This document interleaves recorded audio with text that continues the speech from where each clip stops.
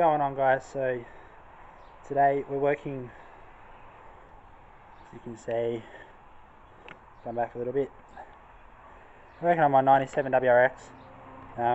I've just recently replaced the clutch, all the clutch in there, and installed a front mount intercooler. See down there. Issues I'm having with the car so far is the clutch won't bleed, so the pedal is just going straight to the floor. Let's go around and I'll show you what I mean. You can't really see in here too well, but the pedal, it's just, the pedal is just sticking to the floor and doesn't have any pressure behind it. So got all my tools and stuff in my mum and dad's shed, and it's a bit of a mess there. It's just how I have to have it so my mum can get her car in the shed. Because just have a car in the shed for whatever reason.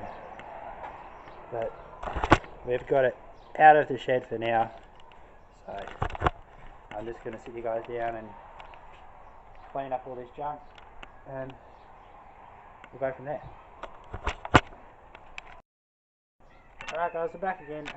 So while I've been gone, I've cleaned up a little bit, as you can see, moved some stuff out of the way, so I've got a bit of room to work in front of the car because I don't have the ideal conditions. But I've got this one-man brake bleeding kit which I'm using to bleed the clutch, but the issue is I've still got no pedal pressure.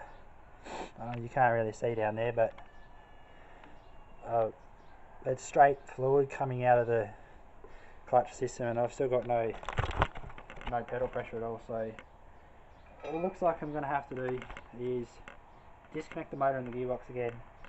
So make sure everything's properly done there, which I don't think it is, because if we turn down here, I don't know whether that movement in the clutch fork's normal or not. But in the meantime, because I've gone front mount, I have to use a pod filter, which I've went and gone and got a pod filter adapter for, which I'm about to hook up to the math sensor. So I'll get that done now, and then take all my intercooler piping out and the radiator out to get the motor ready to pull apart from the gearbox again. So yeah, I'll see you guys. Righto guys, so I've got all the intercooler piping, everything out of there. I just got to take the radiator out and all that stuff. It is, turn the flame back on, 4:06, so we'll get all this going and see how long it takes. I've just got to find a bucket to drain the coolant into first. That should be the easy part. I've got all my tools and buckets and stuff. I'll just empty one of those and use one of those. Right, so I'll get all this done and I'll speak to you again and we'll see how long it took. Hey guys, back again. So it is now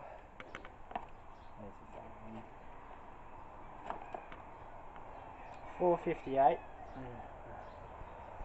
4:59 now, sorry, and I've just gotten everything all disconnected apart from power steering lines, which I just got two 10mm bolts to disconnect those, and then I've just got to take the gearbox, the bell housing bolts out, and then it's ready to come out. So it took me about an hour to do it by myself. I'm probably a bit slow at doing it all, but the main part was letting the coolant drain, which it's still doing just a little bit.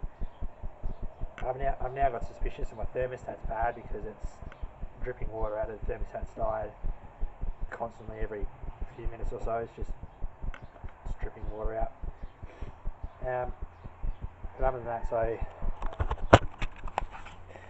all that's left now to do is to move the power steering pump. So I've just got to disconnect the little 10mm bolt here, and then back down in here. Just two of those to disconnect, and then there's 3 bell housing bolts left, which have just got to come off. And then the motor is pretty much ready to move out of the way, disconnect. Alright guys, so we're back again now. If I turn you around and show the engine bay, the bonnet's obviously on the roof, just to make it easier to get the motor apart from the gearbox with the engine crane coming up so high. So as I mentioned before, I was going to get to this point and show you guys where the bell housing bolts are really. So it's not too bad. So there's one right down here.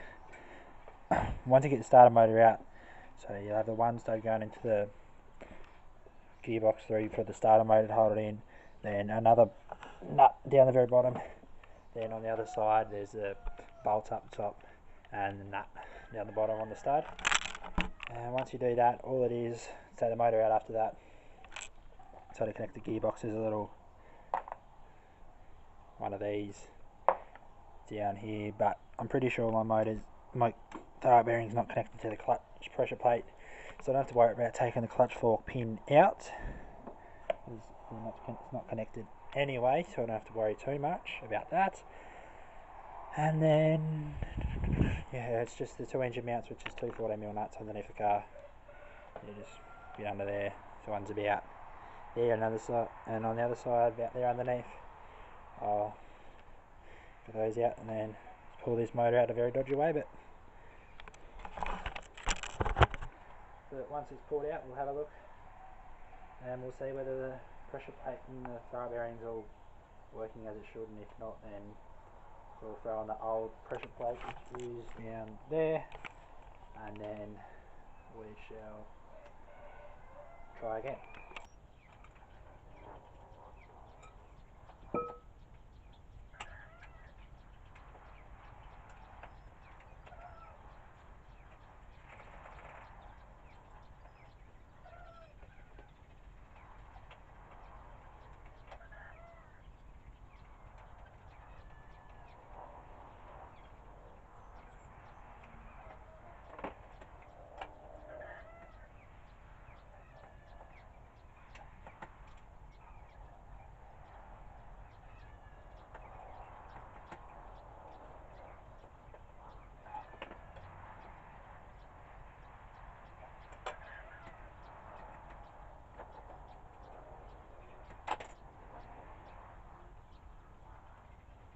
I don't know if you can see this or not, but I'll try to come over here, it's a bit better lighting.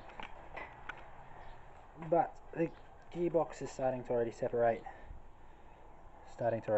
from the motor, so all we have to do now, so we know that all the bolts are out and the nuts are off, so what we're going to do now is hook up the engine crane to the motor, get underneath the car, undo the engine mount bolts and pull it off, and then it should be all good.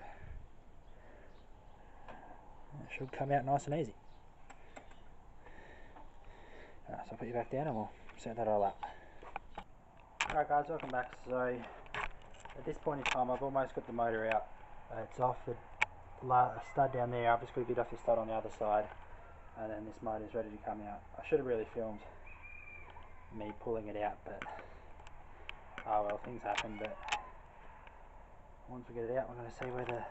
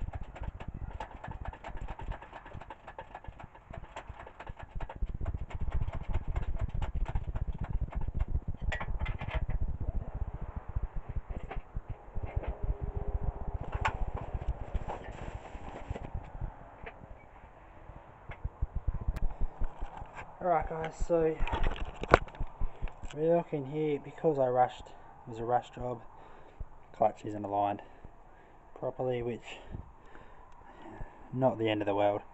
Pull her off, we can try again, but yeah. So for now I'm going to leave that one there as an engine removal to check my clutch. No, it's not properly aligned, so I'm going to put this one back together and see if it's going to work or not, and if not then the old pressure plate's going back on and we'll go from there. But anyway guys, thanks for watching. Like and subscribe for more content, and yeah, stay tuned for more.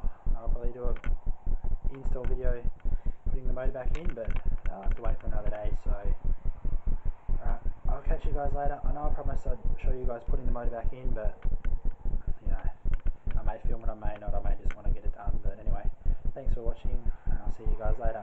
Bye.